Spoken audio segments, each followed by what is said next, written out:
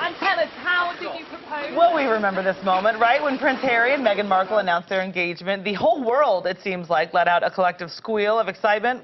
Just like with Kate, women everywhere then want to look like royalty. And one of the hottest requests now for plastic surgeons is the Meghan Markle nose. What? Joining us this morning is...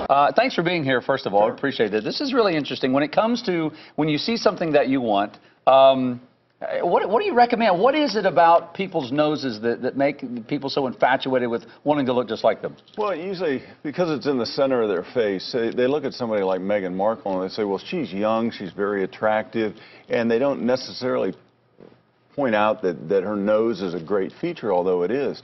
High cheekbones, she's got big open eyes. Those are things that are really important to people. So how do you know if you're looking at something on a Meghan Markle or whoever? You said Ashley Simpson is a big request you get too, right, for noses? Oh, yeah. How do you know, though, if that person's feature is going to look good on you? Because that, I would imagine, it has to kind of match your features as well. And it really, you're not Mr. Potato Head where we just pick a new nose out of the bucket and pop it on you. We have to take your nose and soften features that you don't like. So it's really important for you to kind of be able to rationally look at your own nose and say, what really bothers me is I have a big dorsal hump or I have a really big tip. Mm-hmm. Yeah. So those are kind of the things that I would look for in a patient to be able to identify. Is someone always a really good candidate for a nose job? Not always. Really? Not always. If you were to look at someone that really wants it done, I mean, what are some things where you'd go, this may not be the best situation for you? Well, the typical person that comes in as a good candidate is usually a young lady that says, I have my father's nose. And what they're really saying is that they have masculine features on a feminine construct.